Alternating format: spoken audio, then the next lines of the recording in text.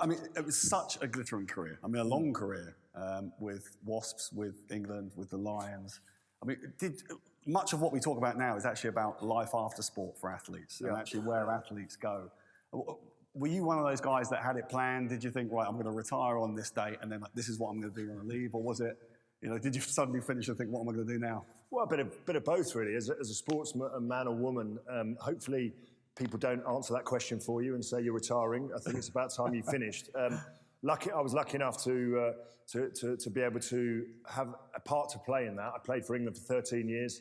I played in the 2007 World Cup as well, and then I played another 8 or 9 months for my club Wasps, and we actually finished with a big final at the end of it. But naturally, you do start to think about life after rugby. You're made to retire at 35, so that was 10 years ago for me now, although it feels like a long time ago.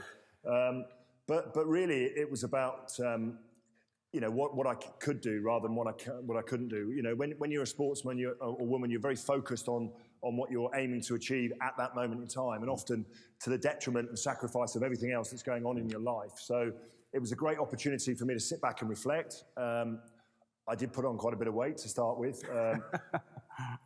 Ish. And then, when you've had physical activity every single day of your life, you're used to that kind of mental and physical stimulus.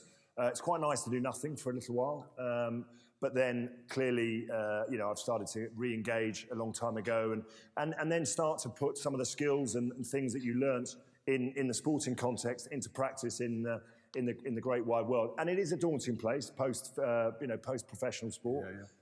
Maybe not for certain sportsmen, but for us it certainly was. But I really enjoying that and being able to put the same work ethic and the same sort of structures and belief systems that I had when I was playing sport into the other passions, whether that be my workplace with BBH or whether actually I put it into my own charity, Rugby Works.